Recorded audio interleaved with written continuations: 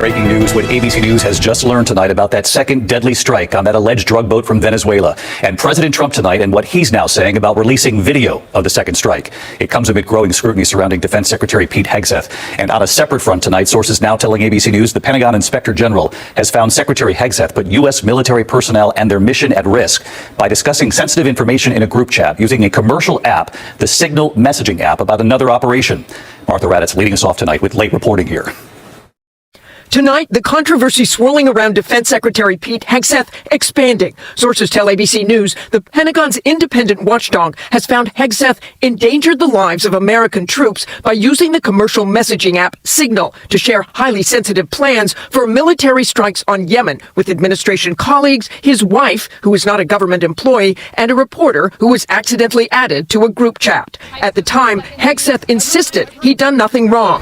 Nobody was texting war plans. He blamed former employees. He blamed the media. They take anonymous sources from disgruntled former employees, and then they try to slash and burn people and ruin their reputations. Not going to work with me. But the Pentagon Inspector General's new report has, according to sources, determined that if the information Hegseth shared on Signal had fallen into enemy hands, American troops could have been in danger, and that it should not have been sent on the unsecure messaging app. According to sources, Hegseth refused to sit down with the Inspector General, instead providing a statement saying he'd acted within his rights because he has the power to classify and declassify information. Today, a Pentagon spokesman called the report a total exoneration, and the White House said President Trump stands behind Secretary Hegseth.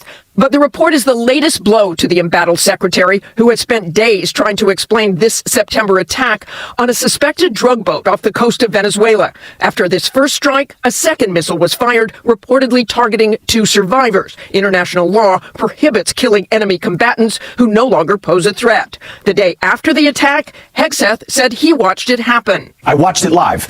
We knew exactly who was in that boat. We knew exactly what they were doing. Now, he claims he only watched the first strike. I did not personally see survivors, but I stand, because the thing was on fire. It was exploded and fire and smoke. You can't see anything. You got digital. This is called the fog of war. The secretary insists he wasn't the one who ordered the second strike, instead pointing the finger at the mission's commander, Admiral Mitch Bradley. Tonight, ABC's Selena Wang asking President Trump if he will release the video of the second strike. Will you release video of that strike so that the American people can see for themselves what happened? I don't know what they have, but whatever they have, we'd certainly release. No problem. So we've seen the video of the first strike, but that second strike video that the president said would be released will be key. And tonight, new information. According to a source familiar with the incident, the 2 survivors climbed back onto the boat after the initial strike. They were believed to be potentially in communication with others.